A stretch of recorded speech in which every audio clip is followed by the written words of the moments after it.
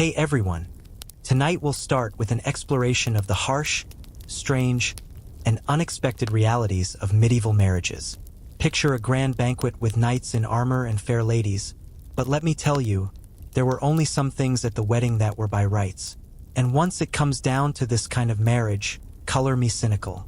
Sure, there was a bit of pomp and circumstance, but it wasn't roses and hearts. No, sir.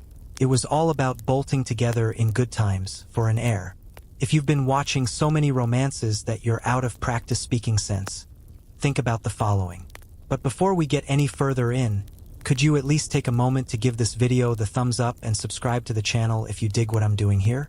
And leave a comment on where you're tuning in from and what time this aired. It would be great. A good idea to check later where the audience comes from. Okay, now dim the lights, turn on that fan for some nice background noise, and let's settle down into tonight's history lesson together. And so it went, the medieval wedding. Imagine, it's the 12th century, and you're in the middle of a sprawling marketplace. The scent of baking loaves and roasting meat fills your nostrils, and people surround you with excited chatter. You would think, oh ho, a wedding. However, if you look a little closer at this scene, you'll see that it isn't as romantic and idle as you might have assumed. Back then, if you were thinking about marriage, land was all that was on your mind. Yes, land. Property, titles, and ensuring your position in society was secure were what truly mattered. I know, not precisely the happy ever after that you had in mind. But that was the way things worked back in medieval times. Back in those days, a marriage was never just up to the participants' feelings. It was a military strategy. As ancient words put it, there's no warfare efficient without bearers. That has made it the world's first business contract. For example, if you were a nobleman, it would surely not be enough to feel that your heart was madly in love with her.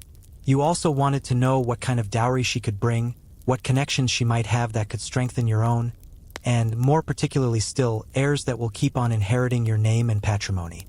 If you weren't of a noble background, well then, you would be more worried about getting through the wedding than anything. While I'm at it, just about all marriages were aimed at one thing, passing power and wealth on to your descendants. A bit cruel, right? Now, let's stop and talk a minute about the bride. If you were a bride in medieval Europe, you wouldn't be wearing that modern wedding dress of white gabardine with roses to hold. Not on your life. You might have looked pretty and all dressed up in your finest garments, but those same clothes were not chosen primarily because they looked good on you. No, sir. What impressed me was how well you made them, which determined their success. Indeed, the skirt might well be reused for other significant events in your lifetime, such as family banquets or church services. Oh, and just by way of aside, you were probably about 12 or 13 years old. Well, it is the truth. A medieval bride would be little more than a girl, contracted by her family to be wed and further their cause. It had nothing whatsoever to do with romantic love. Instead, it was about establishing the future prosperity of your family. And don't even get me started on honeymoons. You weren't taking a relaxing holiday at some idyllic beach resort. Instead, you could be expected to spend time in the castle or manor of your new husband, and there was nothing cozy to recommend. No siree. You were expected to produce children, keep house, and order things orderly in general, and learn the ins and outs of political life for nobles. Now we have to talk about the groom. Was he a heartthrob out of a fairy tale? Sorry, no. He was probably a man already in his 20s, quite likely from a high-status family, but still no romantic hero. No. It would be more normal if your husband-to-be somehow ensured the family fortune and title were passed on without any fuss, rather than marrying off the wrong person. Anyway, if you marry and your wife can't produce an heir, there's a problem for everyone in the family. He was truly at the bottom of the heap when it came to the question of marriage selection. His family made all the decisions based on alliances, the amount of the dowry, and producing the next generation. You don't fall in love with a future bride as far as a gender-specific cis-waiter is concerned. It's just a matter of handling some family business, acting as though you didn't have enough trouble on your hands already. Next, the part about money. If you think this sounds rather like a dull financial transaction, let me assure you, it wasn't. Money was a huge deal. It was the bride's family's way of saying to everyone, here's some stuff to help take care of our daughter and make sure she stays where she is supposed to be. But actually, the dowry wasn't simply a good intention or a sentimental token. It could include land, money, jewels, and sometimes even whole villages. If you were the bride's family, it was necessary to ensure that, after all this, you got paid for having to give up your daughter. And what if the groom's family felt that the dowry wasn't enough? Well, the marriage might be called off. In short, marriage wasn't just about love, it was also about business. It was about the continued existence of the family estate, preservation of land rights, and forging strong alliances. Incredible discrimination. It's no joke. And then we had the wedding ceremony itself. Those dream wedding planners and the ideal ceremony you're picturing on Pinterest? Forget about it. Medieval weddings were more about rites than anything else. The church took a major role in the proceedings, and not in the nice way we're used to today with happy weddings. It was all about making sure the union was sanctioned by God so that it would be a success and produce offspring for heirs and wealth. The vows took place in a church, and this was often a long, religiously intensive ceremony.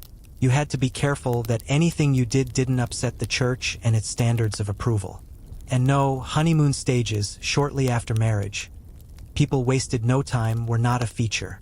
After the ceremony, you had work to do, producing offspring and managing estates, and making sure the family's wealth and political clout continued. You weren't precisely expected to be happy in the modern sense of the word. There was no falling in love after the wedding. Indeed, most medieval marriages did not even include any courtship. The marriage was arranged by families, and with a stranger as a partner, you did the best you could. And in the end, marriage was not simply about two people. It was also about the family. It was about protecting the family's reputation and future, and if that meant some uncomfortable things for the bride and groom, well, too bad. They were part of a much bigger whole. So let's now continue with a bit more detail on medieval marriages. You should also take a look at our other material, mother-in-law's gifts, dowries, and how these play out in the broader context. How about mutual responsibility or lack of it in marriage? Whether the bride is deemed worthy to become an ally of your family can mean life or death for those near and dear to two different clans.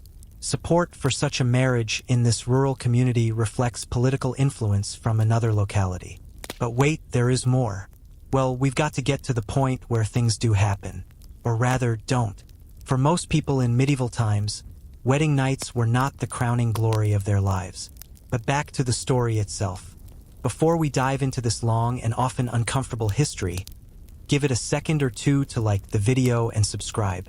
Then leave me a comment with what startled you the most about medieval marriages. Well now, dim the lights and we're on our way. Picture this. You've just been married to some random person by your family. Surely both of you are feeling awkward and a little nervous. While you might be feeling some of the thrill that goes into starting a new chapter, also remember that this isn't the romantic story that people want to hear about. No. The medieval wedding night was usually not a night of sweet caresses and whispered sweet nothings. Let's face it, it was not date night. It was a power play. So as for the actual wedding night, it was all about making things legal with each other, not about passion. Yes, that's right. You, as the bride, had a job on your wedding night other than prancing around in something dowdy and looking pretty. It was to provide offspring. Your whole future with this man rested on whether or not you could have children, Esther. Speedy reply yes and fast. At this point, the entire thing becomes, well, perfunctory. Not only can't life in its new environment be likened to an idyllic, peaceful, and romantic date. It isn't even like that at all. There existed an additional dom. If the wedding night couldn't have been witnessed by a chamberlain, it would have to be a servant. Yes, you read that right. Someone had to be in the room with you. Why? So you won't enjoy too much intimacy. No cozy privacy nor candlelight dinners to turn things into a romantic affair. His job was to ensure that the marriage was properly consummated, in other words, to make sure that the marriage was not merely existing on paper and had a real existence. Can you imagine? And we say, I won't go any further. Suppose the groom had his share of discomforts. First, who knows whether he would think of his bride as the love of his life. He was probably thinking about how fast she could bear a child for him. Let's be honest, the pressure was on. There was no such thing as taking it slow. Everything had to be completed as quickly as possible in most weddings because the couple still wanted children. If not, well, then you son. It was not done. What if you couldn't have kids? What if the new bride didn't conceive in a year? Talk about family drama. In some cases, even couples who failed to produce heirs might have their marriages annulled. No stress, eh? And then, there was the concept of love in a medieval wedding, except it didn't exist. Even if there were glimmers of affection here and there, perhaps marriage was not about affection. Marriage was about staying alive. Marriages were full of intention. They sought to assure the family patrimony in land and the alliance. They sought to continue the family lineup and, in having enough children with happy lives to ensure that late in life one would be looked after by many offspring. Preserve all this for future generations. So if love did not provide the root, what did? If you were lucky, a partnership might develop from your marriage with your spouse. Still, more than likely, it was an affair of expectation, loyalty to family legend, and a lot of quietly enduring. Don't forget that the church played a role in all this. You couldn't just marry anybody you liked. You had to get the church's approval. A moral yet sacred marriage was still business. If you didn't have the blessing of lawful authority, you were effectively living in sin, yikes. So there was always another layer of pressure to think about on top. Not only did the bride and groom have to follow society's rules, but they also had to fulfill the church's expectations. That was a whole new set of regulations to deal with. Now, not all couples in the medieval period lived like this. To the vast majority of people, after all, big church-mandated ceremonies were impossible. For those who could afford it, weddings were much simpler but still carried the weight of custom and an obligation to have heirs in the family line until every last individual member died out. Of course, as for the wedding feast, you may picture a grand banquet hall with an unending table full of feasts. But think again. Most medieval banquets, where the feast was held, were not suitable for the couple. It was aiming to keep up appearances in a hungry environment of snoops closely related to yourself. And nobility, had you come of such stock? The feast needed to go off without even one hitch. Imagine keeping up appearances surrounded by hordes of relatives who watched each move and judged every word you spoke in this long, dark age. The pressure to perform well was no less severe than the pressure to produce children. And the honeymoon?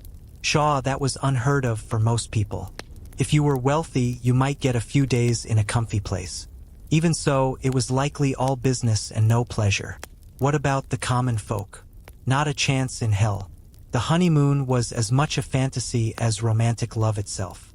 The real honeymoon was probably spent working on the family estate or managing day-to-day affairs while the responsibility of marriage finally settled down. However, the funny thing is that while the marriage was about producing heirs and securing land, many of these medieval women had much more actual power than one would think at first glance.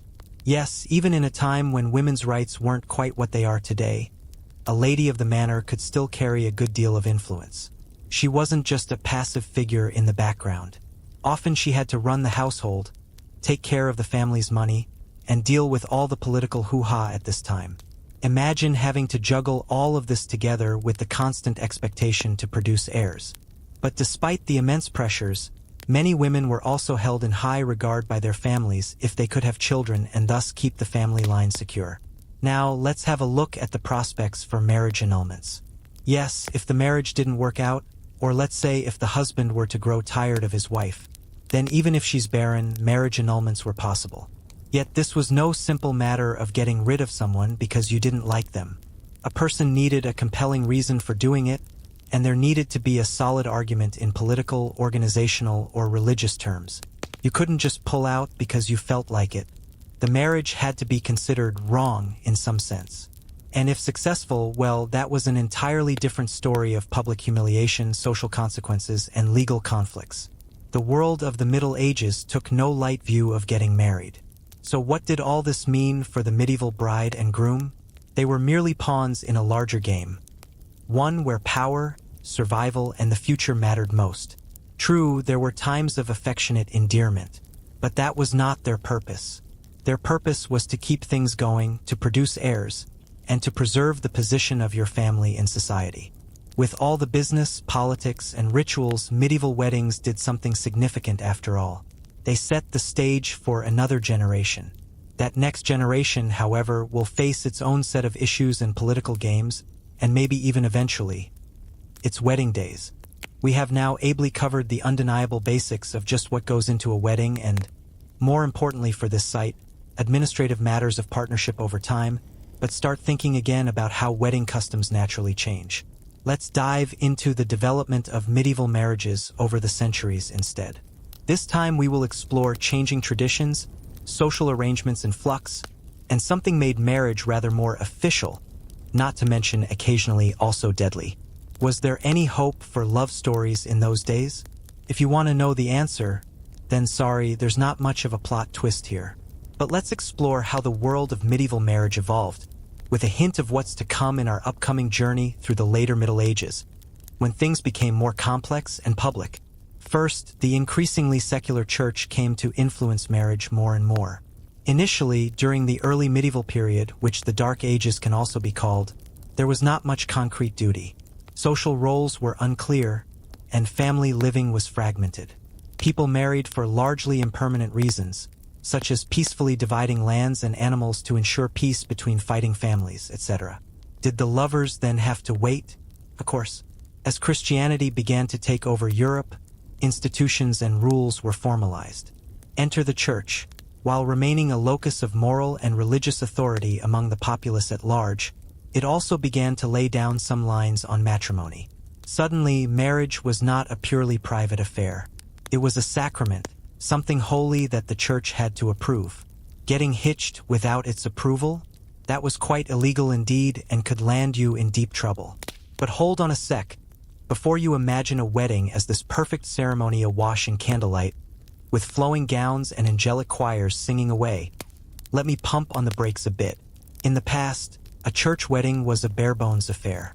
Sure, you may have had a priest conduct the ceremony and some prayers or blessings performed there also. But it didn't have things like the large-scale weddings, complete with a dozen flower girls and equal numbers of bridesmaids, which are de rigueur today. Indeed, medieval weddings were often very private affairs with only the closest family members present. And unlike modern times, there was never any such thing as a guest at these events. The focus was on the legal contract, merging of souls, and intertwining family lines. This holiday, from private family celebrations to the public nuptial ceremony, was a significant event. The church set about formalizing marriages, and that brought with it all kinds of new burdens of getting everything right. Marriage was no longer a matter solely for the family. It had to be approved in public. And so if you were married, but there is no record at the church, then you'd better not expect respect from your neighbors. In addition to laying down rules for marriage, the medieval church also started to regulate divorce and annulments, which, as you'll recall from last time, were quite unusual. If the couple swore that they would be together forever in church, one is liable to be married for life, and the other would have to find someone else. Sound dealt sense? Anyway, Article 6. And then it proved that the man could not ejaculate, or the woman could not conceive. It was not the year 1945, and some people already had trouble distinguishing between truth and untruth. But in those days, everyone believed. Physically, you build the house, the women run it. All for this, annulments had to be obtained by dragging on under the most trying circumstances. Not a good thing at all possible. And once things got applied that way, they went on like the china and the stained glass windows in a church. It took so long, in fact, that you finally got sick of waiting for them to go away. Your marriage was cursed forever. If your annulment wasn't granted, then you were in for a long spell of marital life. There was probably no way out of it except divorce, but fortunately, divorce was still somewhat complicated to get in those days. So you had to stay put and suffer with a wife like yours.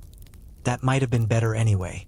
It's the idea of being married to an ugly mole rather than a beautiful flower that is most frightening to us now. As Westerners, this sort of thing seems totally unfamiliar. Still, if you go back far enough in Chinese history, there were times when men stayed very much within their family circles, and women were almost completely shut out from all social activities.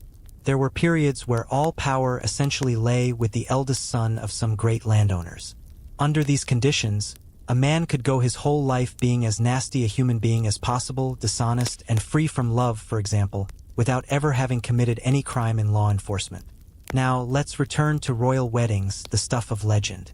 Although peasants and townsfolk had to abide by these rules, the rich and powerful were a kingdom of their own, one full of spectacle and drama. Nobles, kings, and queens, princes, don't just marry off their daughters for political reasons, as one might imagine, though that was a significant consideration as we have already seen. They also put on their weddings for political purposes. Consider it in this light. Indeed, we view weddings as political houses. This notion cannot be overstated, as they were dignified by contrast with the people, and even indulged in impatience themselves at the prospect of escaping these dull ceremonies to some extent. You might drive like the priests, but you have sparked fierce, non-theistic wars that can kill off many demigods between fighting factions and tough nerds by carrying out his specific teachings, as specified in daily maxims, and things will reach better levels. Also, the larger point in terms of leadership. After all this, but one more. The bra. Oh dear. How unforeseenly appropriate an ending is that. A famous example is the marriage of Eleanor of Aquitaine to King Henry II of England in the 12th century. Eleanor, a powerful and wealthy woman in her own right, married Henry for the lands, titles, and influence that came with him, not love. Their marriage, though politically significant, could hardly be called harmonious. It was filled with betrayals, power struggles, and political maneuvering. Therefore, royal marriages were more like a battlefield than anything you could see on the front lines of battle. So let's shift gears a bit. In some ways, medieval marriage can be seen as a significant contributor to diplomacy, powered by passion. For the elite, marriage was not just a private matter. It was a way to secure alliances, gain territory, and expand influence. Rather than simple romantic and emotional matters, kings and queens often married off their offspring to other royal families in the hope of uniting peoples, strengthening their defenses, and generating wealth. Marriages were planned like military campaigns, and in many ways they were more important than battles fought on the field. Take the marriage of Isabella of Castile to Ferdinand of Aragon in 1469. This union helped mold Spain into a mighty Christian kingdom that would later send Columbus on his voyages. But how did the serfs manage? In their case, life was a lot more complicated. As you can imagine, serfs did not live as comfortably as knights and nobles. In most cases, the serfs could not choose who they would marry. Their marriages were not so much about affection as about existence and social obligation. Families often arranged marriages for their children when they were young, and these unions were usually based on survival needs, e.g., whether there would be enough food if these two got together. Will this marriage help to secure enough land and supplies to keep us going for another year? Marriage for peasants didn't exactly represent romantic longing. Yet here's a humorous anecdote. While most marriages were arranged with financial purposes in mind, a small number of couples still worked together to keep their existence. In fact, for some peasants, marriage was a matter of love, or something like or near what they imagined love to be. The rope wasn't sufficient to ignite the whole affair, but it made life a little more bearable. This was how medieval authors treated love, if at all. But most marriages were not about love.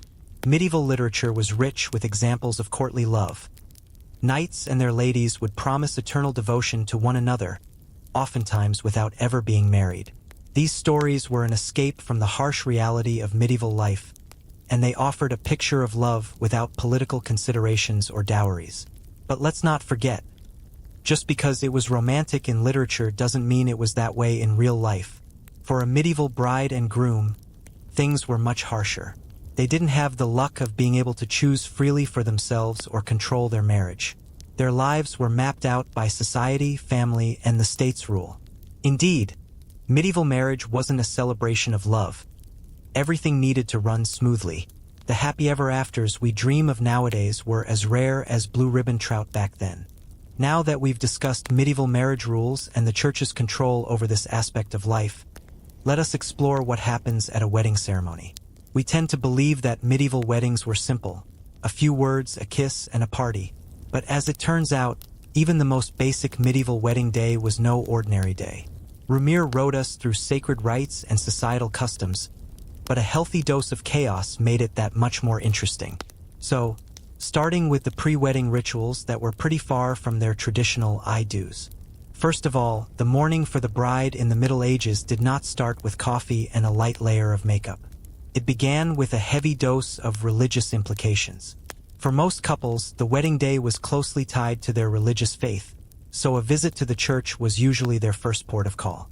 They would then go to the church to pray and ask for the blessing of the priest, which was confirmation that this union was a sacred one. Oddly, the bride may not have looked like what you expected. The age of white dresses is centuries old. Medieval brides typically donned their nicest dresses, but the shades may vary. White was not a symbol of innocence, it was damn expensive and impractical. Until relatively recently, brides wore bold colors such as red or blue to demonstrate that they came from money. The color blue is associated with the Virgin Mary, symbolizing her piety and fertility during these times. We also mentioned that the best man didn't exactly appear spiffy in a tux either, and as for the groom, there was a time when men had zero formal wear for weddings. More often than not, they are dressed in their Sunday best. Wealthier grooms would don lavish cloaks or tunics, which were usually embroidered with gold work or velvet that indicated their status. There are the attendants, you say. Medieval weddings are rarely imagined without bridesmaids and groomsmen, although these roles were designed for practical reasons rather than celebration. Bridesmaids, for instance, were not just meant to assist the bride with her outfit, and they used to protect the bride from evil spirits. Medieval common law prohibited bridesmaids from wearing the same dress as the bride and groom to trick evil spirits or any jealous exes who might try to harm their former flame on his wedding day. The more bridesmaids, the better. Often, the groom wears similar clothes to the bride to trick any evil spirits that may be prowling.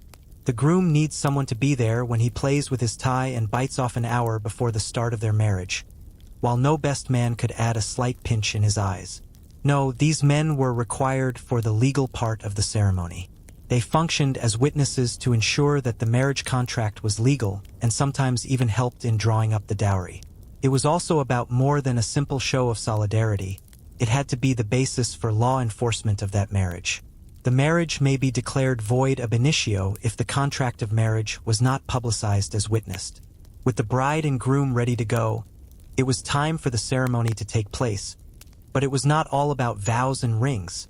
During the medieval period, marriage was not initially about the married couple. That exchange was the dowry. The entire process happened around the dowry. It was more than a simple present of money. It represented the social standing of both parties, from the bride and groom. The bride's kin paid a dowry, land, cattle, money, or household goods, and the groom's kin could give presents in exchange. These were usually given before the ceremony itself and represented the family's status and dedication. The formalities now over, it was time for the vows. These were often straightforward but spiritually profound. The priest would ask the couple, "Do you come here of your own free will? And do you promise to love, honor, and cherish one another?" Needless to say, the vows were not what many would consider romantic by today's standards. There was no for better or worse clause. Instead, they focused on the legal duties of the marriage. As the vows were exchanged, the priest would proclaim them man and wife, and boom, it was official. But wait, there's more. The fun truly began after the ceremony came to an end. As you might expect, medieval wedding feasts could get quite lively. A wedding banquet could go on for days if you were part of the nobility. We mean multi-course banquets with meats, baked goods, wine, and music that extended well into the night. It was not an occasion to celebrate unity of one kind or another. It was a matter of pride. The power had decided to throw a grand party that would remain long in the memory. In the end, a wedding was about more than just the bride and groom. It was about confirming social bonds and earning goodwill for both households. Indeed, if you were not born into nobility, no worries, a celebration still may have been in order, though it could be much simpler. A small feast in the local hall, mainly including mead, bread, and some basic roasted meats. No one came away hungry, however, and the festivities of the day did not cease.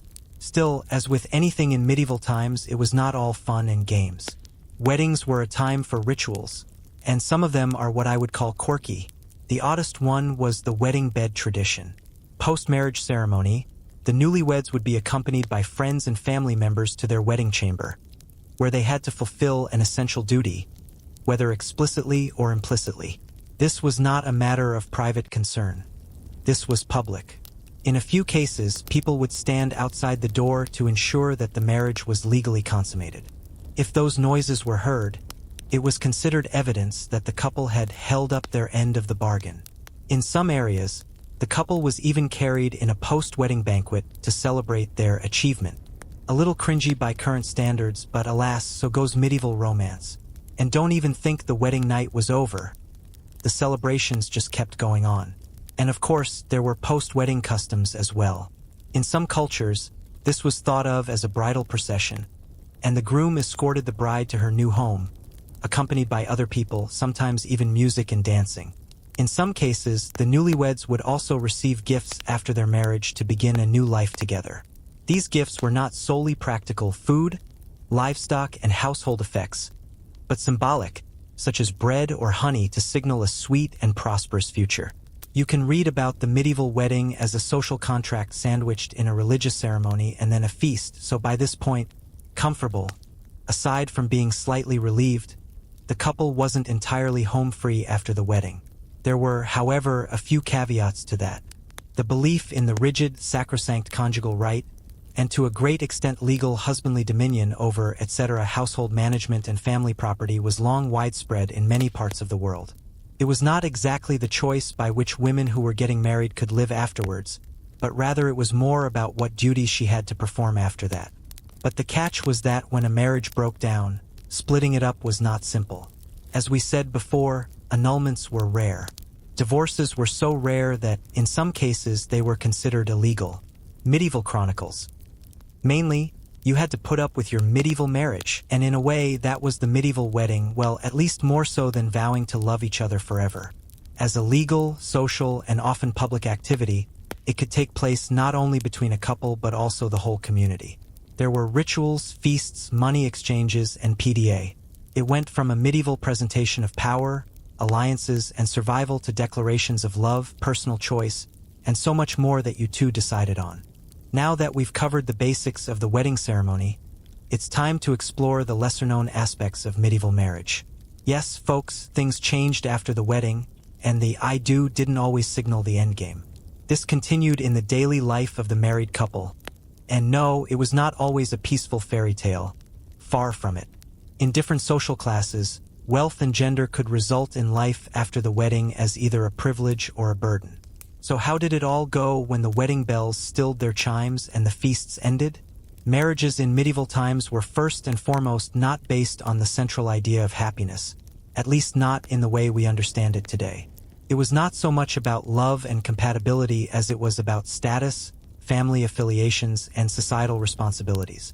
It worked to keep noble families within control because they, in turn, were progressing to longevity, wealth, land, and political power. For peasants, it could be a survival issue and to keep the family business going. Sure, occasionally there was love, as in once in a blue moon, but it wasn't all that mattered. It was kind of the cherry on top rather than the base. However, for women, marriage did not simply mean saying yes. It was a process involving financial rights and duties, which could feel overwhelming in many cases. After a woman was married, that was it. Ladies were designated the Malafai. This required overseeing everything from the food chain to the domestic staff. There was also the matter of her role-bearing children, specifically male children, that would carry on the name and inherit the family wealth. If a woman miscarried or could not give birth to an heir, her husband could scorn and divorce her, with his family reclaiming the dowry paid. Medieval women had the day-to-day things of domestic life but little control over their property or even if they wanted to divorce. It was at the height of a patriarchy, after all. Women had very few rights in the legal sense, and much of their lives was taken care of by a husband. Medieval marriage was a profoundly gendered experience. For women, it might occasionally come off more like a cage than an opportunity. Some women exercised considerable authority as wives and had substantial influence on their husbands or even in politics, but this was far from the norm. The truth is that men were not getting the glamorous end of the stick either. Although men possessed more authority within their marriage, They were also bound by the responsibilities to maintain family honor and provide for their wives and children, to protect their property, their wealth, the reputation of their household, and in some instances the honor of their wives. However, despite having that much power, men in medieval Europe were still encouraged to demonstrate their masculinity through strength, achievement, and protectiveness. They had lots of expectations placed on them to provide for and lead society. Indeed, they could also be judged on their success or failure in these roles, and the kind of reverence you retained pretty much lent into towing this line if it meant that not only your social standing was at stake, but also possibly the choice that often extends to your whole little family. However, let us focus on the most critical thing in any medieval marriage: children. The most crucial factor was the birth of children, in particular sons. It was not merely about love, it was survival for the family line. A failure of love was far less damning than a failure of duty, such as the duty to propagate heirs. In the medieval era, however, a marriage was considered less valid unless immediately followed by the act of reproduction and, as such, an obligation, seeing that without children, one's family line would end. In the eyes of many men, that was not just to have their opportunity to eat from marriage, but it went a long way into guaranteeing that their family bloodline would give birth again. For women, it could be a never-ending feeling of nervousness. But an inability to become pregnant or give birth, especially to a boy child, brought deep shame and could even lead to threats of divorce by the husband. With no heir being born from the wife, whether it was her fault or not, a woman could come under immense pressure to produce one, and any inability would inevitably bring tension between husband and wife, oftentimes resulting in a divorce or separation of some kind. Of course, not every couple was given children, or at least the successful marriages did not always result in many births. Even, or especially, among the nobles, some marriages were as much about pragmatism as passion. This was a way of securing alliances or making peace treaties, though sometimes the songs never even saw the light of day. Powerful political marriages were often loveless, devoid of any affection. In other cases, families dissolved marriages and separated women from their children to make sure that the political goals of the marriage were realized through the wife being displaced into a convent or sent to another family. You may be thinking, well, that was the wedding number. What about later on in the week? Of course, there was still a lot of medieval sex stuff to do that required their attention, especially in the first year. Like, the first night of marriage was a very big deal beyond the obvious reasons. The first night is often said to possess a divine force. For others, it was a natural progression of the marriage bond. Sometimes this night was considered a spiritual one, and the couple would pray or perform rituals to bless their union. Sex was a marriage duty, certainly, but they were also to bond with the divine, a belief that was viewed as holy and essential for the success of good marital life. And in terms of the social side of marriage, they were far from enjoying an endless party after tying the knot. The rhythms of their lives were ordered by the seasons, as they labored, which differed significantly if you happened to be a noble, a clergyman, or a peasant. As society was organized on ever finer lines of social stratification, spanning every aspect from age and ability to clothing, status, gender, and marital status, political alliances were of the utmost importance. Except their everyday life was still a reflection of fulfilling society obligations. But a noblewoman was constantly in and out of estates dependent on the cortex, supplying servants with food and managing the business. She did not sit around doing nothing all day while her husband commanded over all. And in that way, marriage was a consistent collaboration. Marriage was no life of leisure for the peasants. It was a harsh life, in fact, a struggle for survival.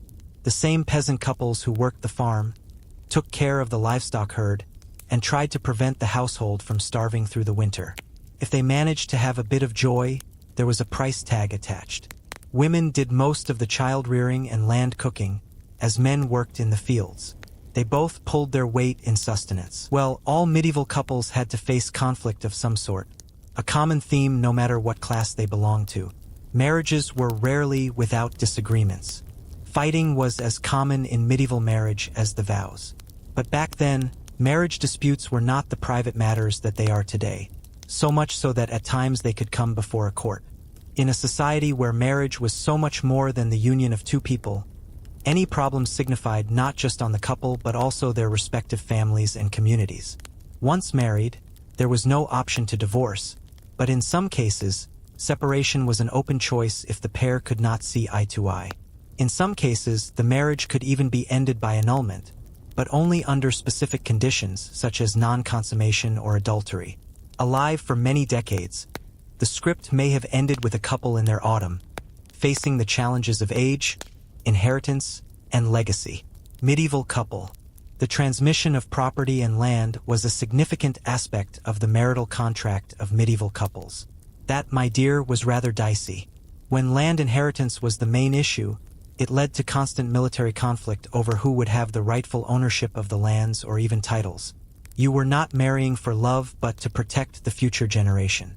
Therefore, as we reel in this episode, medieval weddings were not all about love and getting chained into a married relationship, which were elaborate social contracts that brought significant responsibility and obligation with them. In the medieval world, marriage was a considerable business, whether you were a noble or a peasant. It was about life and death and keeping society as we know it alive. Marriage was more about positioning oneself in the social structure of the time than just finding love and living happily ever after. Now, we study how medieval marriages were not all sunshine and rainbows but more often nightmares. We have had an overview of some of the more serious structural issues that accompanied medieval marriages, but let's probe deeper into such dark, beleaguered times for already married women. As grand as the celebrations, feasts, and ceremonies of marriage were in the medieval age, they were anything but ideal.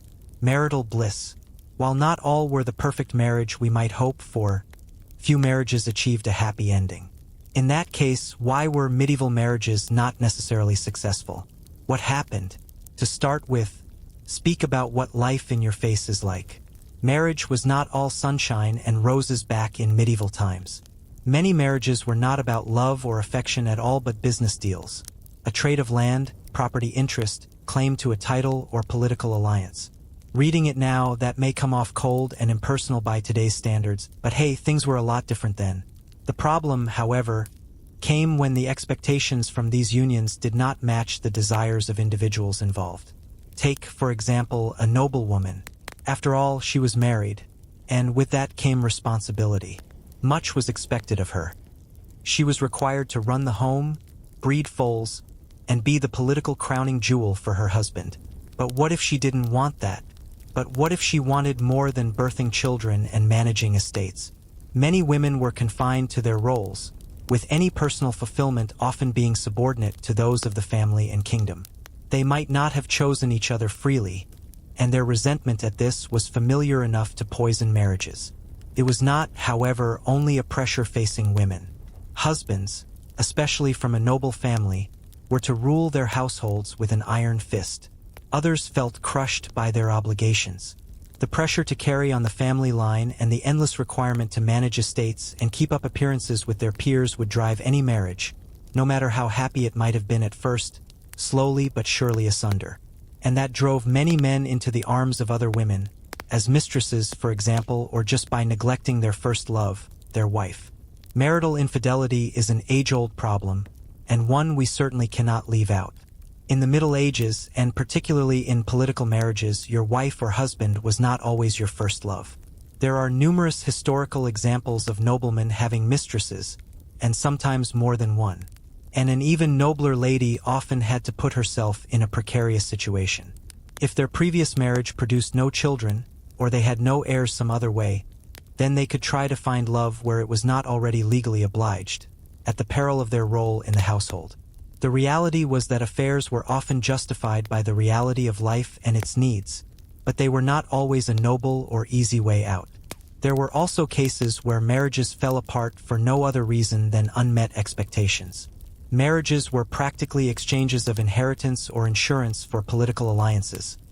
Liking your partner was not strictly necessary. As a result, the two were miserable in their marriage, yet they had to make do with someone else they found difficult to get along with. Married life was no picnic. I told you, this is the Dark Ages.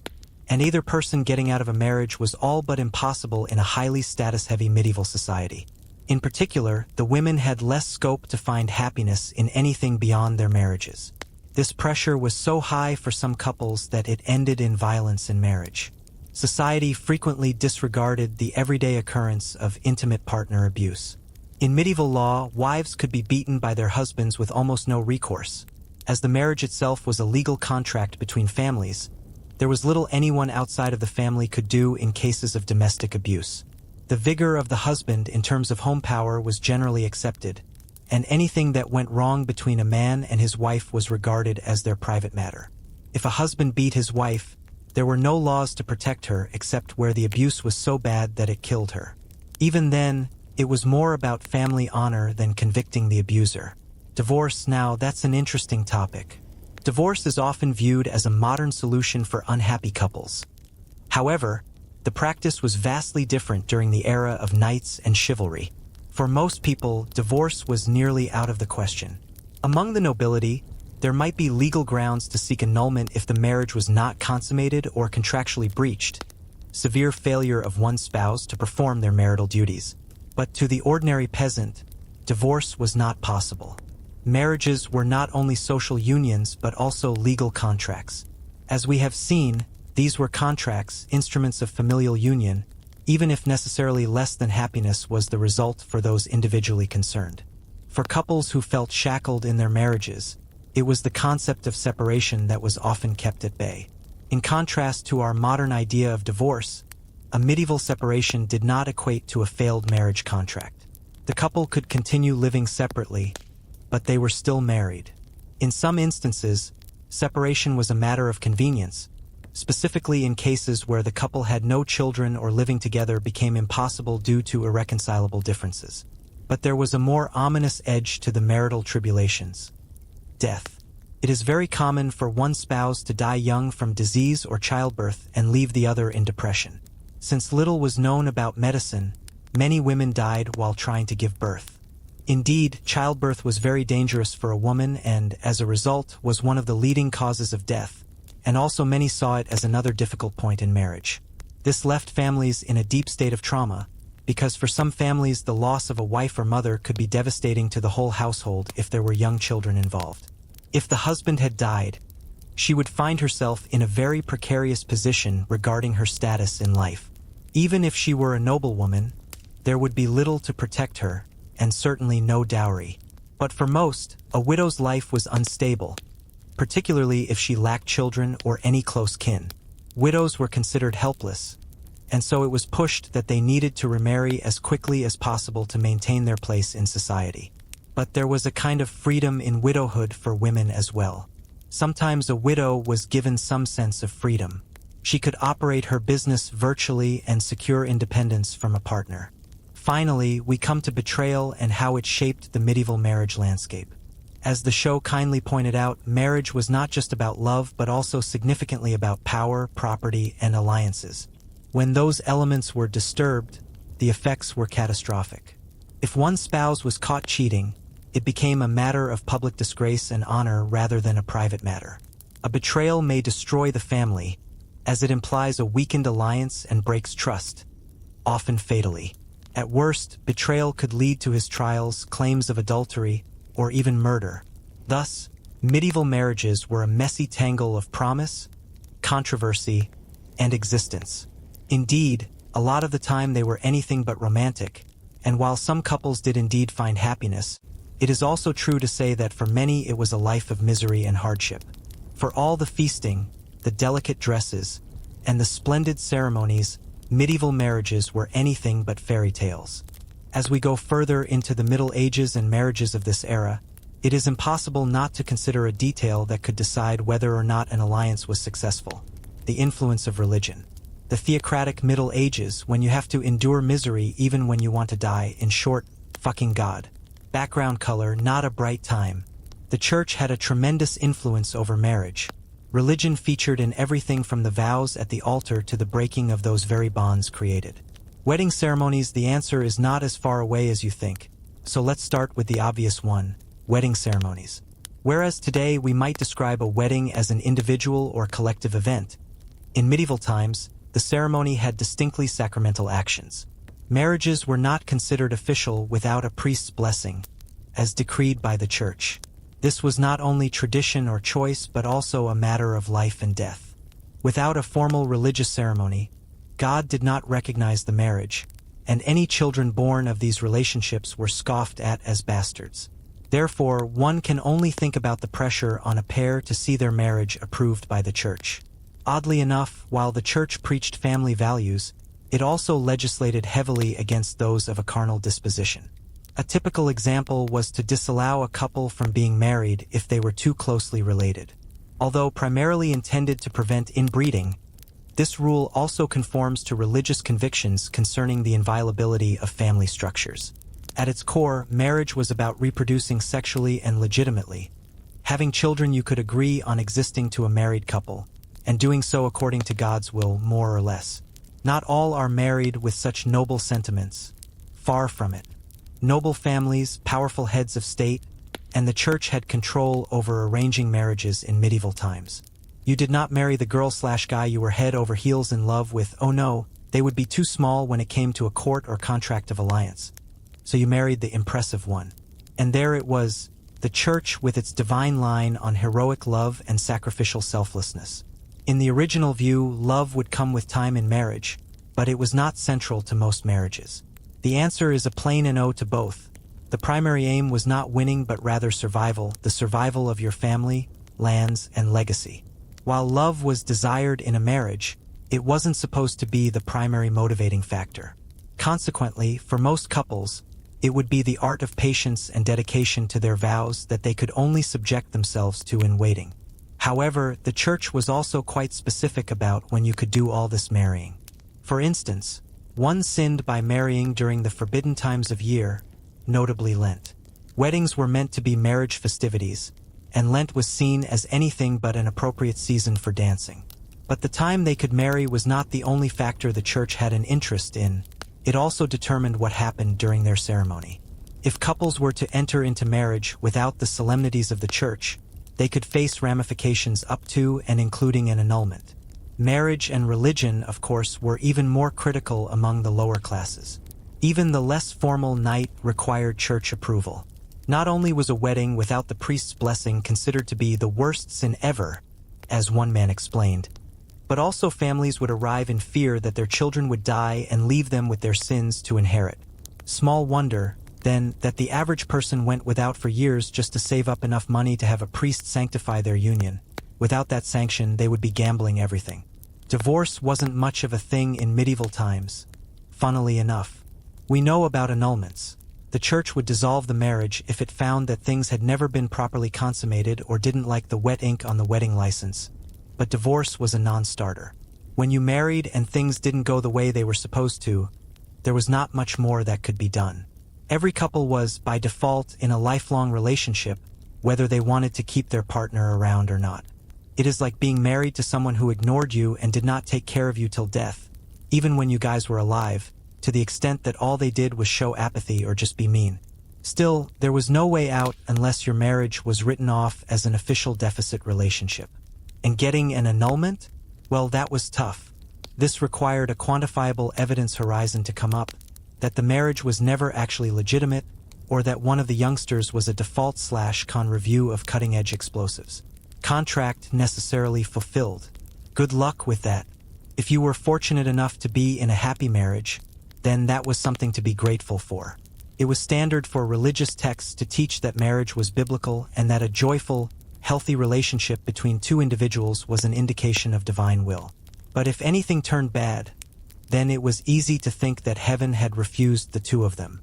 It had us trying to wrap ourselves in this. I guess it was just a canned facsimile of satisfaction and happiness, which was failing hardcore.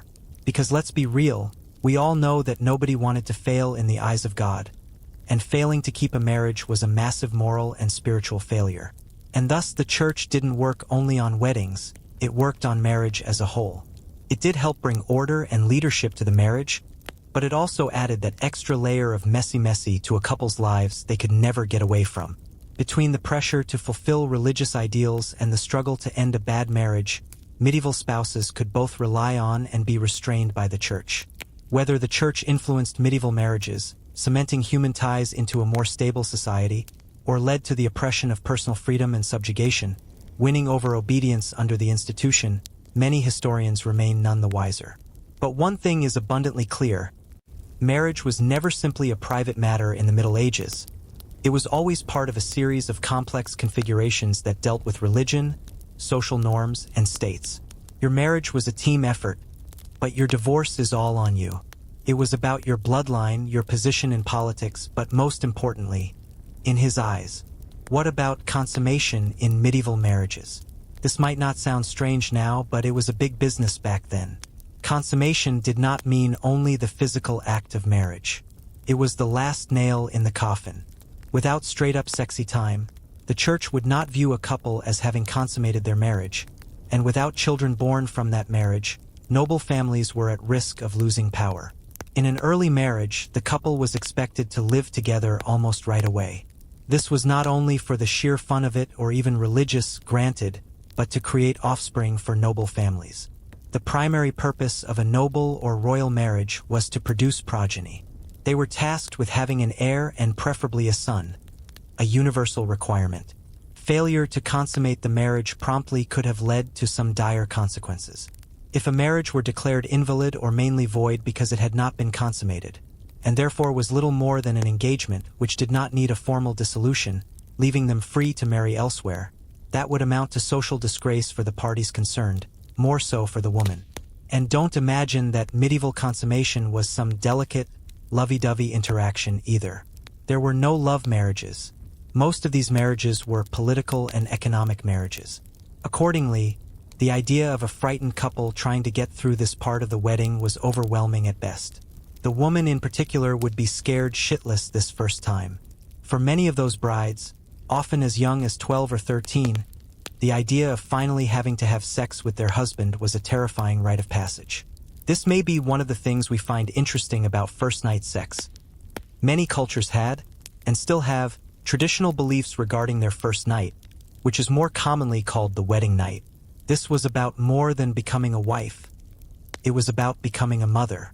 A couple was expected to have a legitimate child, and for most women, this was their only opportunity to create something of value that would last long after they otherwise did. This was a critical process because she had to prove that she could bear more children. It gets an R, stifling the screams for consummation, and while the church might have had its little rules, oh boy, the church, for example, had strong words about whether a marriage was really in the books or not. It was not only about physical copulation but intention too. If one partner were to fill the dish to do the deed, marriage would not be a valid defense. This usually meant that if a woman was infertile, the marriage could be declared null and void. But pause to consider the context of medieval marriage. If you could find someone caring and loving to share the moment with, it would be truly magical. Moreover, if the marriage was more for family alliance reasons and more of a political arrangement, well, things were not always so pretty. You were expected to go home with a stranger, or better yet, somebody you didn't even really like all that much. Thinking about it, how can we ignore the idea of a young bride being given this intimate gift? On one side, her family could benefit from his semen and success, or she might even be forced. And, though the imperative was for people to fuck a lot to consummate things, medieval society was not super great about clear instructions on good sex practices. Among other things, sexual pleasure, and a lot of it came from the side of the women. Why do you think Valentine had such a bad reputation? Wasn't something willingly talked about in person in medieval times. Women were already asked to suffer marriage in silence. Let us not ask them also to enjoy it. If a woman was unable to produce a child of the male sex, then it was seen as her shortcoming, and not only would she have the misfortune of not being able to secure a legacy for herself, but she also risked becoming an embarrassment in society. Of course, it was no walk in the park for the men either. If a man failed to mount a woman, or if he could not conspicuously sire children, he would be similarly sanctioned. As classes and social structures change, so does the vulnerability of same-sex marriage. Generation after generation changes who those vulnerable men and women are. If that was the case, it could be a bigger disgrace for a man than for a woman because men were supposed to be up to this. Cultural attitudes have long advocated the stereotype of male virility, and any man who was unable to father offspring, due to illness, injury, or even choice, would have no place in a society exposing such a sin of omission. The fertility of women, in particular, was frequently a question mark, leading plenty of couples to reach for supporters, whether trained medical doctors or Hawking Street herbalists or witches, to aid them on their reproductive journey. One of the more peculiar aspects of getting married in medieval times was the notion of marriage gifts. We may view gifts as being synonymous with love in our modern age, but in the past, wedding gifts were often symbolic. Gifts helped ensure some measure of security for a bride to keep some level of independence, while the groom usually gained financial value through gifts. Except, it wasn't necessarily their physical gifts per se.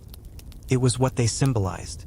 And while some of the gifts, like land or gold, were exorbitantly expensive, even for the newly wedded couple, most of society saw them as an investment in a marriage that lasted until death, since their families would depend on these goods to sustain themselves economically. Marriage was the original Tinder. Procreate as much property and wealth as possible. It would be interesting to see how the concept of consummation has evolved. In medieval society, this was all to do with passing on family lines, their wealth, and status through the generations, effectively breathing life into family legacies. And this is where religion and family traditions could or would clash, and when we see the consequences of how it all unfolded, more than a few medieval marriages may not have been important with love but responsibility. Some historians debate whether there ever was such a thing as forced consummation or if the concept was simply an aspect of traditional power that evolved under social expectations.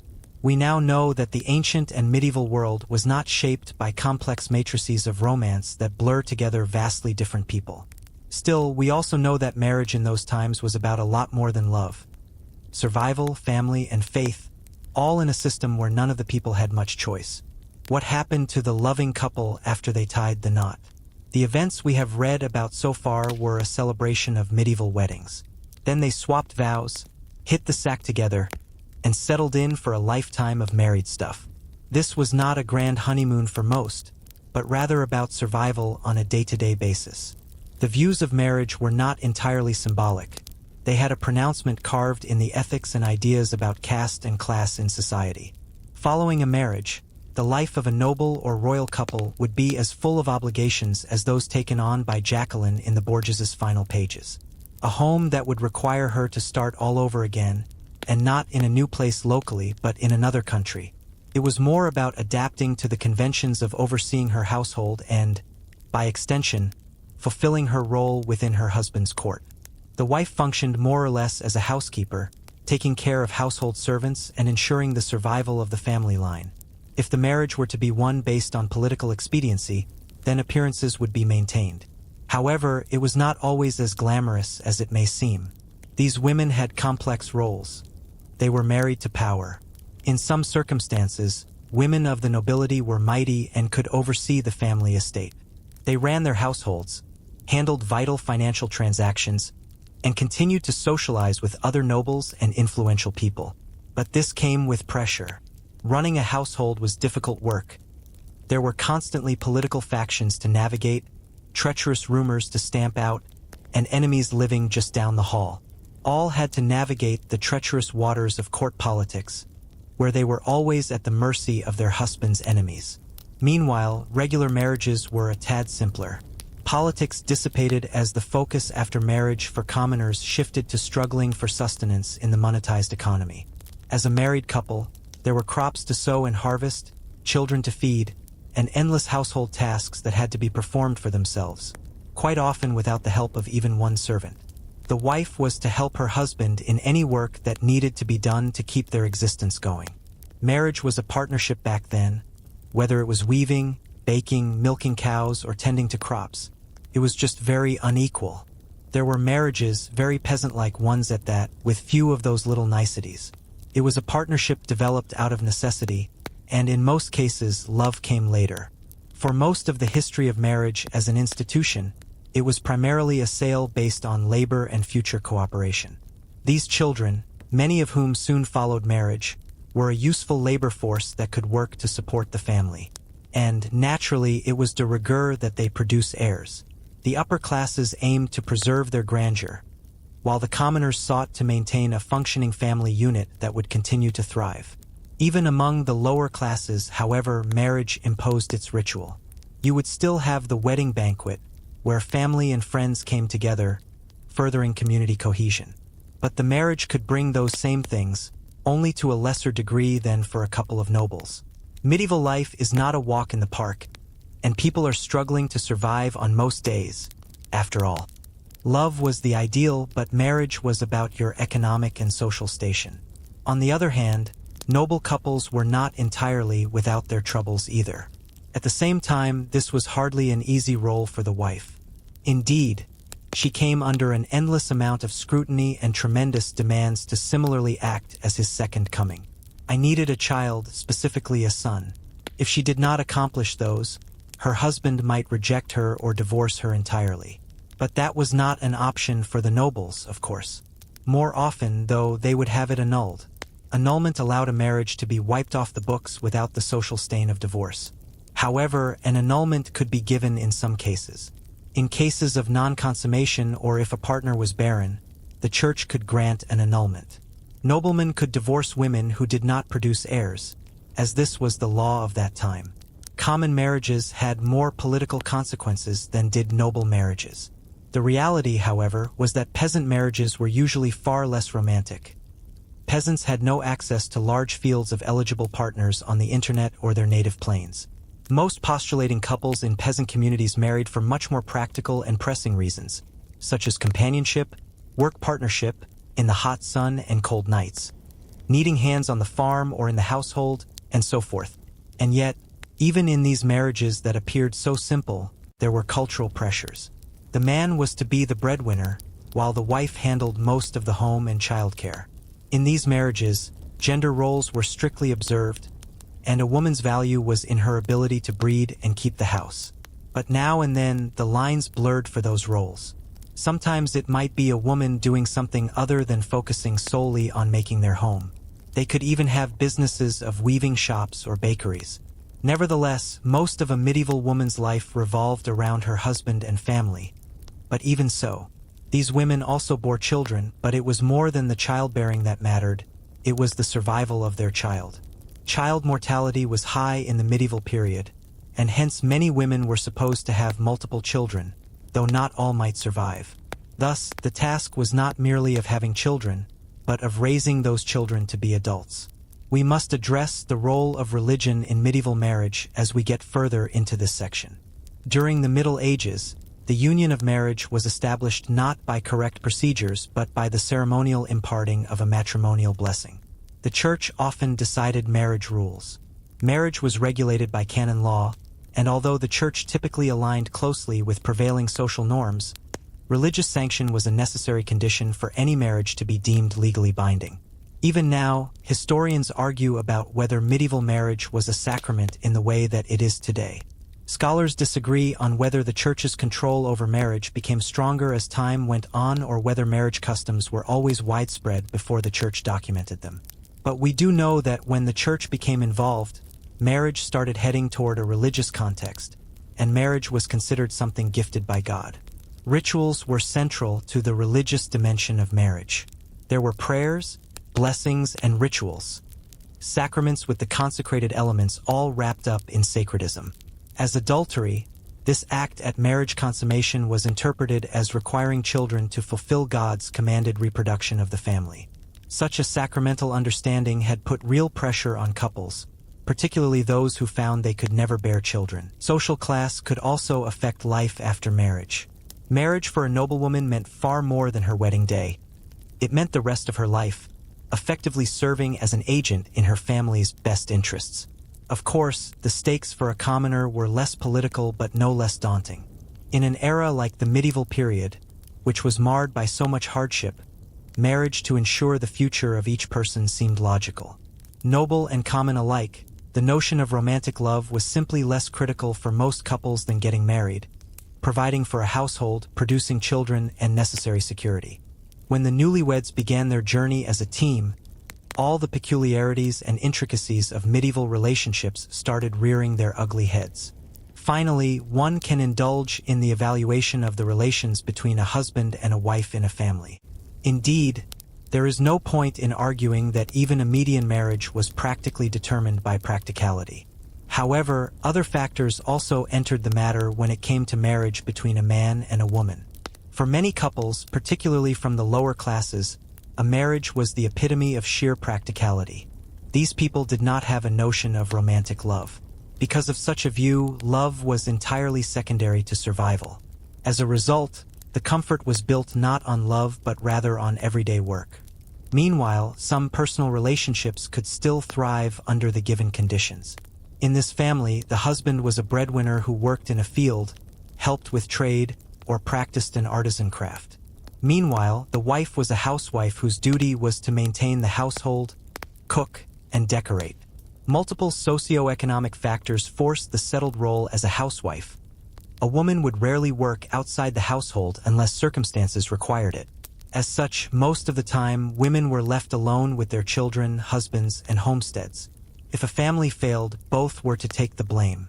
However, just as the randomness of medieval chance did not mean that every marriage proceeded in this fashion, in the city areas we saw women enter more businesses. The change was more pronounced as medieval towns made a comeback in the 12th century. Then, as cities became more commercialized, women had the opportunity to fill spaces where they could oversee businesses like taverns, weaving shops, and breweries. They had the responsibility at home, but they also had financial independence. In that sense, these marriages were a compromise. Women wielded power in their own right, but they still operated under the umbrella of the wife. While women occasionally had more access to authoritative roles, their position in the marriage relationship was generally restricted. In the Middle Ages, women were believed to be the weaker sex and hence were to do nothing but look after their husbands and produce children. Religious and clerical influence in this age only intensified the patriarchal norms. Women were considered the subjects of their husbands. The Church issued these teachings based on biblical exegesis. This opinion went beyond mere marriage. It enshrined all of them into the hearts of every man in medieval society. In many situations, a husband can effectively control his wife's life. It meant taking care of her home, making decisions for her, and in extreme cases deciding whether she was to go to heaven or hell. Law was also not just concerned about marriage, but it is still a significant religious ritual. This is consistent with the way the Church traditionally viewed marriage as a sacrament, i.e., a sacred bond, which unites one or two people together in the eyes of God. Thereby, married couples were subjected to a significant moral obligation. A good medieval marriage was defined as one based on obedience and service. This translated to men being the breadwinner, provider, husband, and women being the stay-at-home, obedient wife. But perfect marriages, we all know they do not exist in real life. It was different for noble couples. They lived in ease. They enjoyed the means of wealth, the delights of luxury, and targets for political and social ambition. Previously, they were married through arranged marriages, which involved a formal ceremony, to achieve power and wealth. Love was never a primary cause of these marriages, which were more like transactions, and both sides had their roles to perform. Upper-class women were to bear male children and raise the social standing of the family. But these women were not simply lifeless spectators in the political theater. Some of these played active roles as advisors or even, apparently, court influencers to their husbands. But even for the Victorian elite, romantic love was still a little new to them. In many cases, marriage was an old-school united front, changing only as we became familiar with some notion of true companionship. But let's be real, that also often failed. It was the age of adultery in high society, and an open marriage became the norm rather than the exception. By comparison, these affairs were covert and seldom, if ever, changed the nature of the marriage in the eyes of the public. The Catholic Church prohibited adultery, but the rich were known sometimes to be as lax with morals as their belts. Nevertheless, marriage was, for noble families, an indispensable mechanism of power, wealth, and alliance. This was even more tricky in the context of royal marriages. They were tactical and the result of court diplomacy. Royal wives were often little more than political pawns, the playthings of men who had to covertly negotiate and communicate with one another, even if their hapless bartering was born of necessity mandated by blood, disinherited brutality, such as was the lot for queens whose husbands had no say regarding their bedmates. Nevertheless, these queens held sway in their courts and sometimes even played an active role in the kingdoms that they called home. But they, too, were meant to bear children and secure the royal bloodline as any peasant woman. Failure to do so generally resulted in excommunication, which would usually result in divorce. Infidelity, shall we? Medieval marriages, especially among the nobility, were often marked by affairs and infidelity. This has been reflected in numerous instances of royal infidelity, the evil King Henry VII's dubious reputation, and countless French royal liaisons. But there was more to it than just close physical interaction. Cheating on your spouse also meant jockeying for power and sway at court. This was seen as a power struggle for attention and favor when husbands cheat. If wives strayed, it was usually out of political calculation. However, the way that cheating was perceived still reflected gender norms. It was usually ignored or justified when men did it. But when women reach beyond marriage, it is disgraceful. It was simply a double standard. Men were supposed to be in charge, and women were expected to be seen and not heard unless they were praising. Women were under the threat of punishment to a much greater degree. They looked at adultery as a crime that was punished by capital punishment and exile. Meanwhile, men couldn't get in nearly the same amount of trouble, and even if they did, some could just get away with a gentleman's guide to getting away with murder or two. Women were shamed whenever they strayed from the straight and narrow because, men being men, everybody expected them to have affairs. Marriage was not about fluttery-eyed romancing and social bonds. It was the very fabric of survival. The political and economic stakes were always incredibly high, no matter whether you were a peasant or a king. The important puzzle piece. Everyone knows that marriage in medieval times was arranged based on political and social obligations for the good of the larger community. Those were based on duty, necessity, and tradition, not like today, where love and romance are idealistic. Instead, marriage was simply a means of survival, a deal to cleave them together for the sake of position and safety. But when I say ceremony, what this part of the wedding day was really about, politics and practicality aside, was a little bit of magic. In medieval times, weddings were still considered to be very important, especially at the upper class level. Not the shiny events we know today, though. If you were an ordinary citizen, your marriage would have been simple, a nondescript affair in the local church or someone's living room. For those of the upper ranks, however, the proceedings were opulent even by modern standards and symbolized a union not just between two people but between kingdoms, lands, and titles. The day had started with the betrothal/betrothals. This was not a personal transaction. This was a legal contract. You not only picked your partner for love or mutual interest but also due to family ties, land trades, and occasionally even a dowry. The groom's family would often pay the bride's family money, land, or animals, any form of quantifiable good, as a dowry to allow them to get married. The groom's family would reciprocate by giving a gift or offer of marriage, which in turn secures the financial position of the union.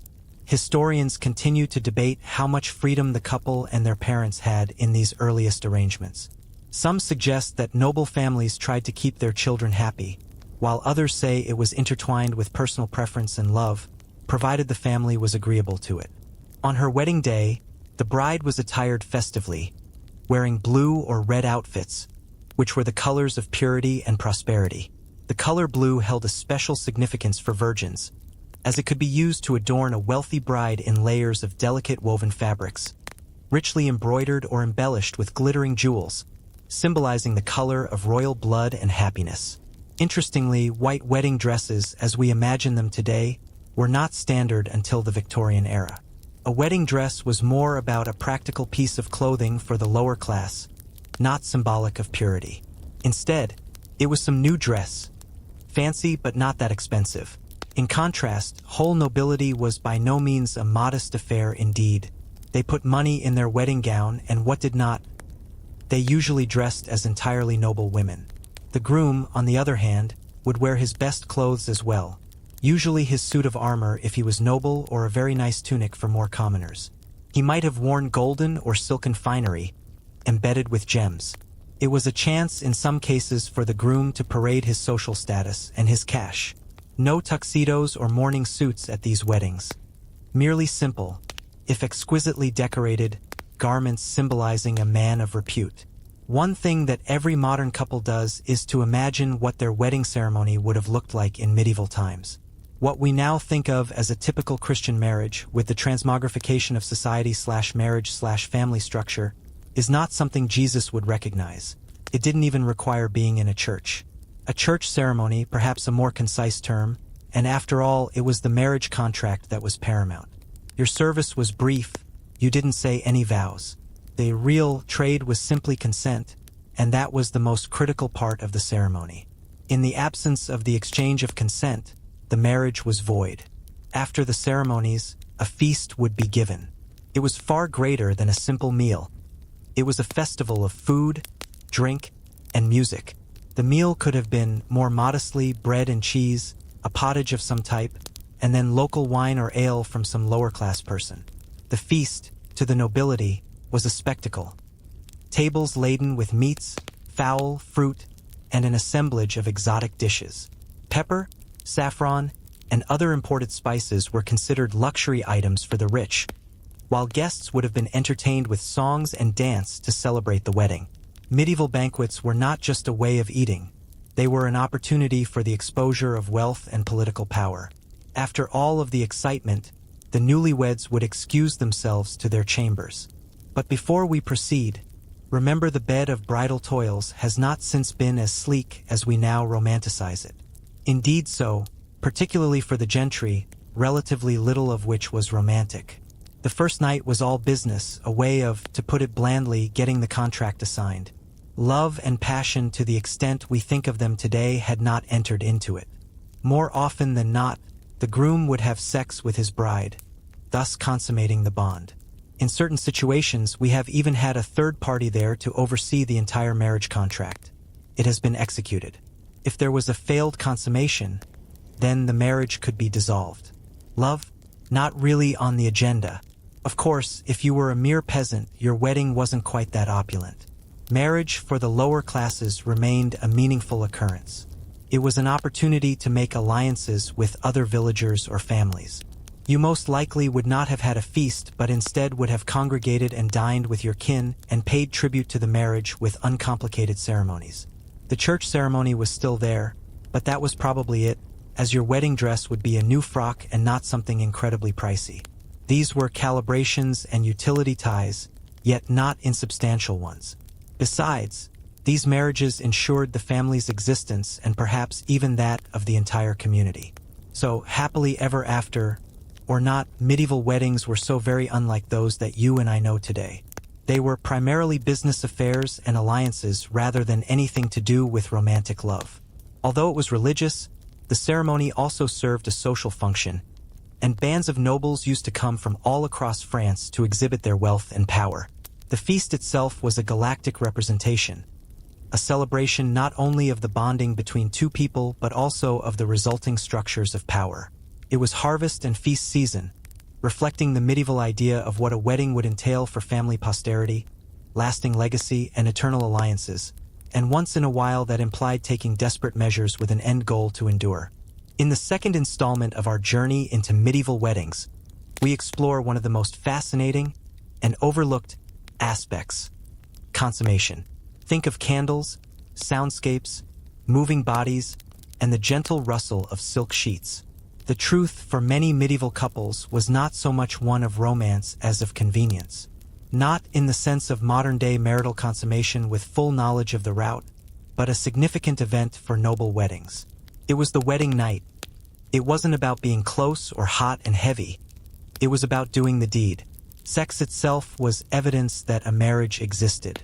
A marriage that had not been consummated could be annulled, and therefore the union was rendered non-existent regardless of how immense the ceremony was. That sounds a little clinical by modern standards, but for medieval people it was all commerce.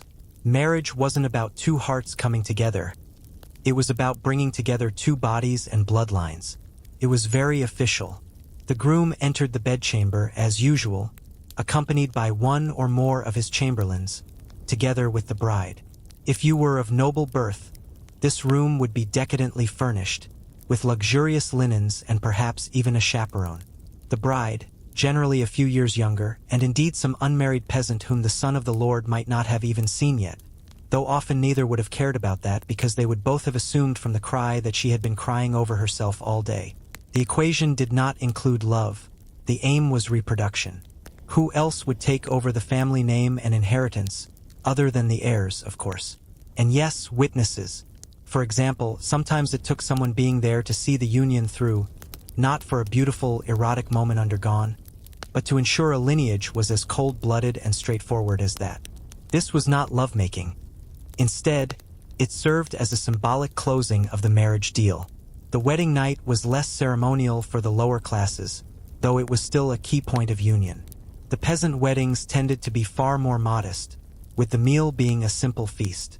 The bride and groom may not have had a great chamber bed. They would live instead in a humble dwelling, a hut of sorts, lower down the pecking order than their palmy palace.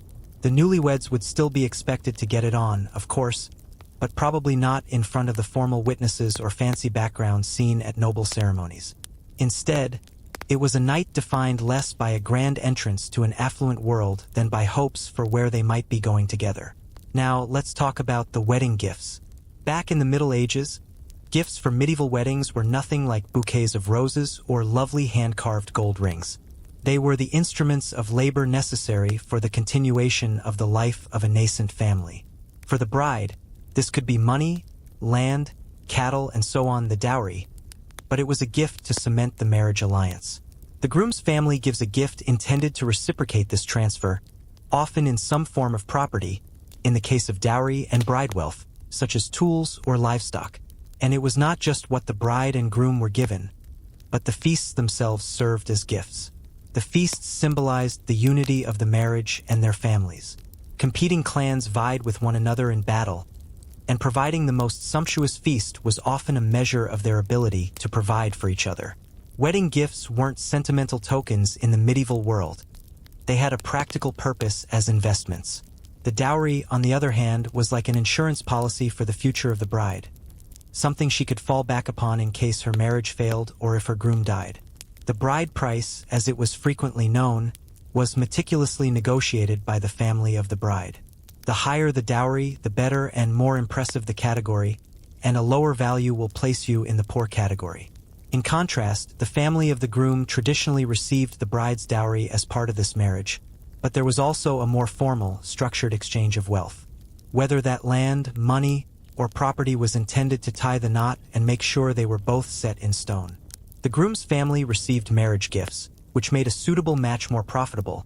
The bigger the dowry, the better the agreement could be, as trade-offs, in particular, political and trading benefits, were being negotiated throughout this arrangement. And yet, there is a curious charm in the simplicity and elegance of these medieval unions. It was not love, but rather survival. Sure, it was a matter of practicality, but it was also a question of safety, strategy, and the development of connections that would keep families strong well into the future. Marriage contracts would not be considered necessary by today's standards, yet in medieval times they were closely tied to life. These marriages weren't always simple connections of two individuals. They were about property and providing an inheritance to the next generation. Even if romance played a minor role in the marriage, it was not without moments of sweetness. Picture the bride, wearing her veil and white dress as she walks down the aisle to join her groom, who has a smile on his face, perhaps not of love but of pride. Pride in his family's money, social standing, and upcoming great future. If, a small amount of affection began to sprout after the vows were spoken. But no one should fool themselves. Love was a frequently bypassed element in the medieval engagement. Most ended up liking each other, and this convenient arrangement evolved into something that was, in some cases, the epitome of a true partnership.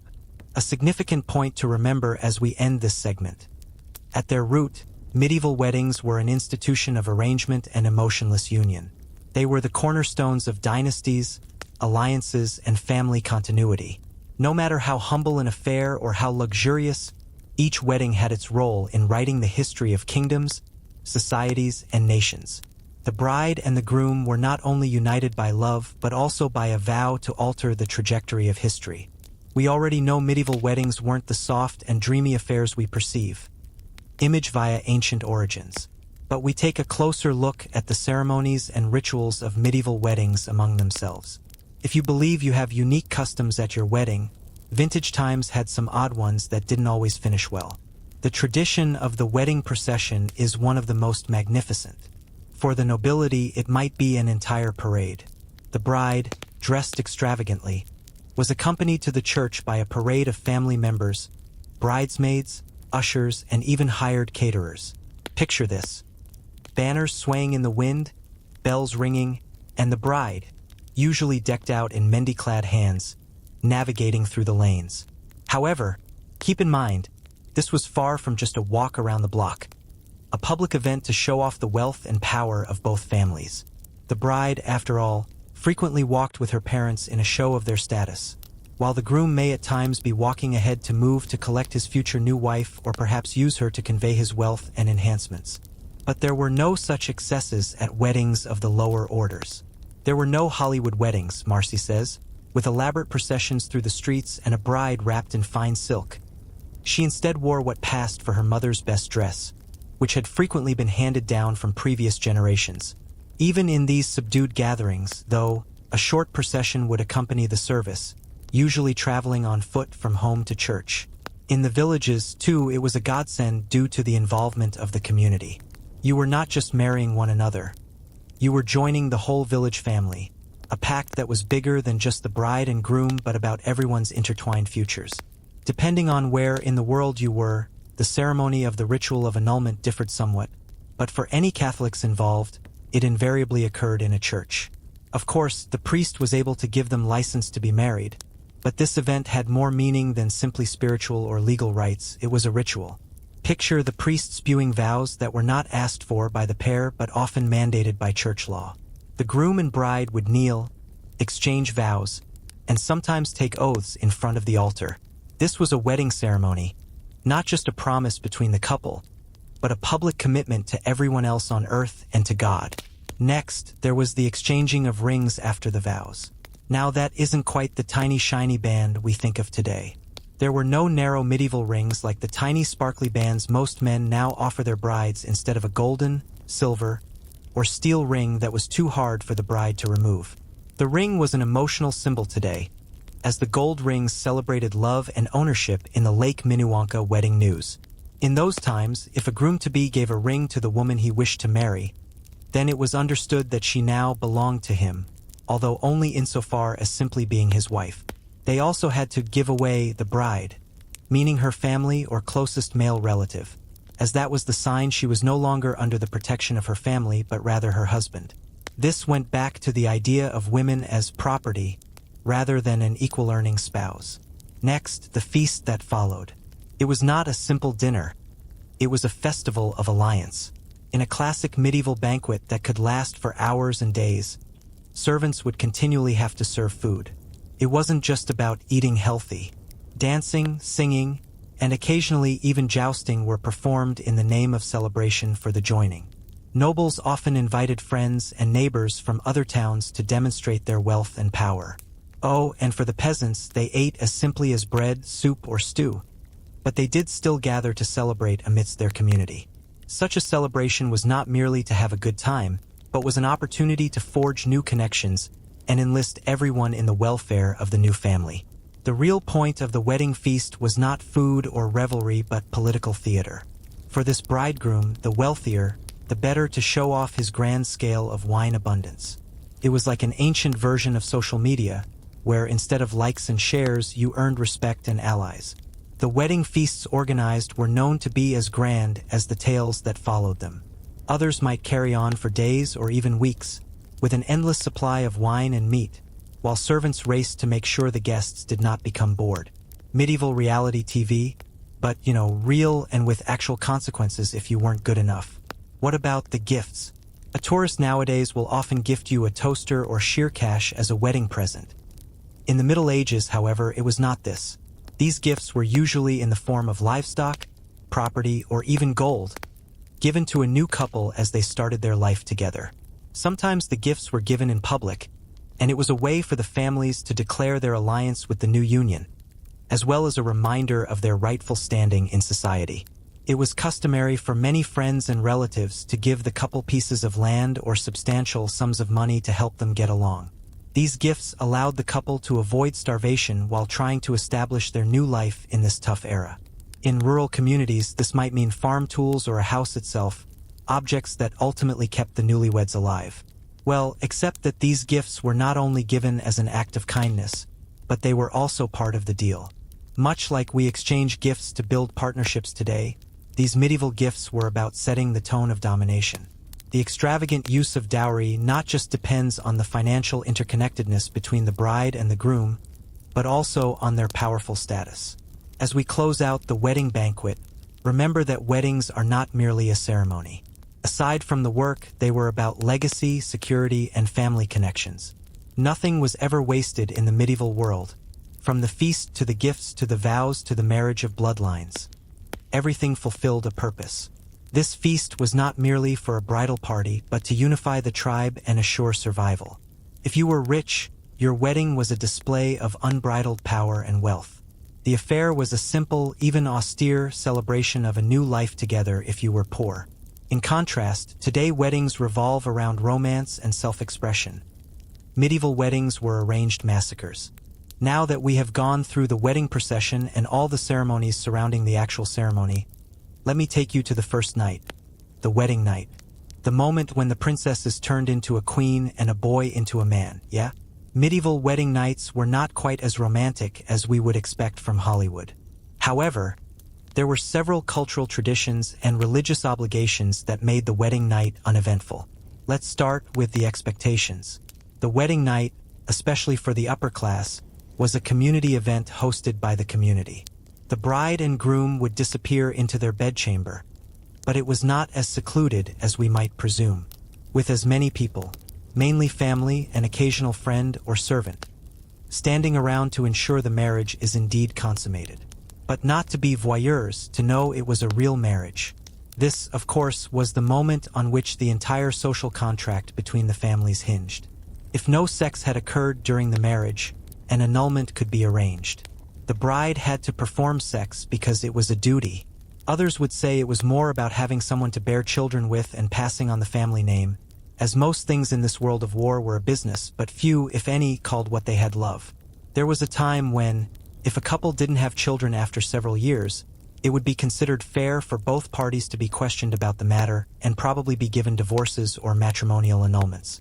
No honeymoon, just the pressure to breed. By contrast, the experience was a little different for those of lower status.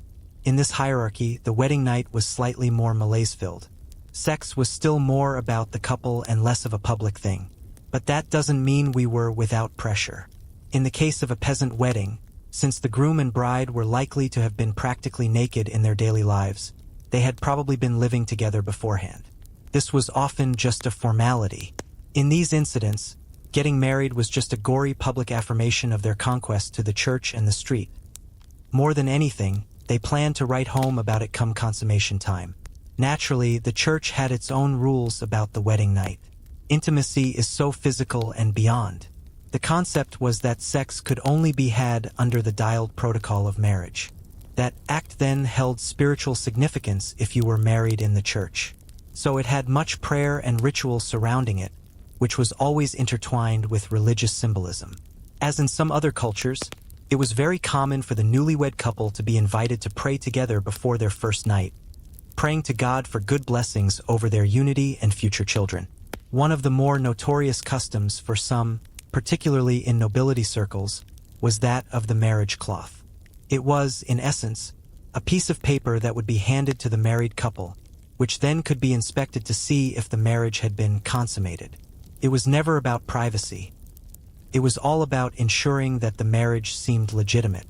It was considered disgraceful if she had already lost her virginity, and it was essential for the family honor to have proof that the bride was an untouched virgin. When that evidence proved difficult to locate, the marriage was frequently challenged, and perhaps even more alarming for the woman, it could have meant a return to her family. Yes, you heard that correctly. Failed attempts at wedding nights weren't just uncomfortable, they could be fatal. Alright, so let us get to bed. The bed was not a warm refuge during the Middle Ages, more of a status piece than furniture.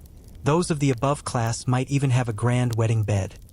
A massive bed surrounded by tapestries and cushions, sometimes covered in fine linen sheets. These beds would be very ornate, often quite expensive items that demonstrated the wealth and status of their owners. But for the lower class, a bed did not signify anything. At best, it was something like a straw mat on the floor, or more likely, just a wooden frame with some very basic linens. Life among even the most destitute couples was also inescapably conducted outdoors and under the watchful public gaze afforded to newlyweds, at less magnified levels. Even for the bride, the first night brought in more nervousness, embarrassment, and obligation than experience. The nobility also left no doubt at weddings and had a relatively modest display of dignity in public after the event. It meant no matter how unfulfilled or overwhelmed you felt, you had to let no one know and act like everything was hunky-dory. This is a real-world concept that didn't translate into the medieval culture in which family honor and pragmatism often overruled personal whims, such as their idea of a romantic wedding night. Except, of course, that romantic love was beginning to be recalibrated in the medieval world. Most arranged marriages were not love marriages. More importantly, in the culture of the Romans, love was only suitable for poetry, courtly love, and romantic storylines. Those ideas were beginning to form, and only the rich had the freedom to fall in love before marriage. For the serfs, it was labor and existence, yes, and also a duty. The wedding night was only an additional requirement. At this point, you are probably thinking, okay, with all the shoehorning and awkwardness, what happened next? Is there a form of love that lasts much longer than the wedding night? It seldom went the fairy tale way either. Instead, most medieval marriages were partnerships. Relationships of convenience where love meant not much more than lust and domesticity was a necessary way of life. However, for some observers, it went even deeper. Time and again, however, it brought about words of love as rarely spoken in the Middle Ages between couples. Actual love letters exchanged by lovers or poems composed around their wives, as well as tales of medieval royal couples who were really in love, renowned then, have all been discovered. We have discussed the wedding, traditions, and the first night after marriage. What's next? After the party is over and reality sets in, and the newlyweds begin to share their life, it is time to take a short look at what medieval marriage must have been like. Spoiler alert, there was no fairy tale ending or epic romance. In reality, the medieval concept of marriage was a lot more about obligation, support, and family history than that. Marriage in the medieval period was more than just two people getting married. It was a strategic alliance. Well, it wasn't like that in medieval society. Nobility marriages were routinely arranged by the families involved, who wished to gain more wealth and land. The bride and groom were rarely consulted regarding their marital partner. If love existed, it was important mainly because of political mileage. The role of the bride, for noble families, was firmly circumscribed to provide heirs, and if luck held out, continuity with a dynasty. The oldest son was the most valuable, since he would inherit the family land, but daughters were not entirely worthless. Their marriages were frequently arranged to solidify relationships with other families, strengthening the family's power. In each case, a marriageable daughter could provide the sense needed for a greater political position or military advantage. For most of the time, however, her happiness came second to this. Marriage was not just about carrying on a family name for women. It was about guaranteeing survival. In the Middle Ages, women were owned by their husbands and fathers. Whatever romantic notions of love existed did only in a poetical sense. In practice, it followed the same pattern as any routine business transaction. This included the care and management of the household, children, and daily family operations that the wife essentially led. The reason is that, for all of her influence over the man she was married to, her husband, a woman's position in the marriage marked her out as a well-situated gift of fortune, or as an indispensable untouchable toy/servant being chewed up and regurgitated. Unlike a noblewoman who could rely on maids and servants, a peasant wife would have toiled in the fields with her husband. Marriage was about survival for her. On the land, they toiled. In crops, they planted. And animals were kept for them with an intention that has ensured their propagation. Romance? This is not added very often. Peasant marriages were usually characterized by shared labor and a related community of goods. The relationship between the couple was one of practicality and not romance. A woman's value was mainly defined by what she could bring to the family's success. The feeling of love, some said, developed with the shared experience over time, but only if they both lived to see another day in the medieval world. In the English-speaking world, the notion of romantic love and companionship didn't take off until courtly love became fashionable among the aristocracy in the Middle Ages. But courtly love was under no obligation to respect marriages. It was ordained for noble knights to love their chosen one from afar and then marry them. This love was often described in verse or melody but never consummated. It was a love based not on physical intimacy but admiration, respect, and devotion from afar, the exact opposite of everyday reality in the case of a medieval marriage. But, to be fair, even marriages in the peasantry had their moments of outright affection. Together, enduring hardships, it was not uncommon for a husband and wife to grow into a deep appreciation. They can get married, take care of each other in sickness, and realize their dreams together. This notion, validated by genuine partnerships, may be common in peasant marriages. There is something so wholesomely basic about a marriage of mutual hardship and equal giving from the man and the woman. With the children born out of these unions, it was more difficult to tell. During the Middle Ages, while some parents loved their kids very much, others were a bit more matter-of-fact. The child was not simply an emotional tie but the future of the next generation in this family. The noble families, of course, were keen to ensure their children received the entire inheritance, so they invested considerable time and effort in providing them with a solid education/training, ultimately preparing them to take over the family business.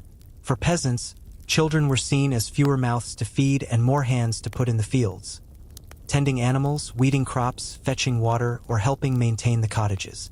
Now, let us see how these medieval marriage dynamics played out in infidelity.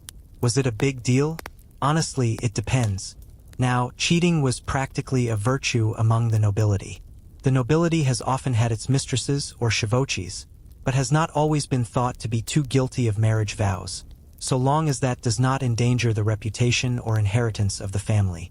Society often disregarded the infidelities of noblemen, so long as legacies and reputations were unaffected. Noble women, however, were a different kettle of fish entirely. They were valued for their purity, yet if any of them had an affair, even a mere notion of adultery, her standing in society was destroyed.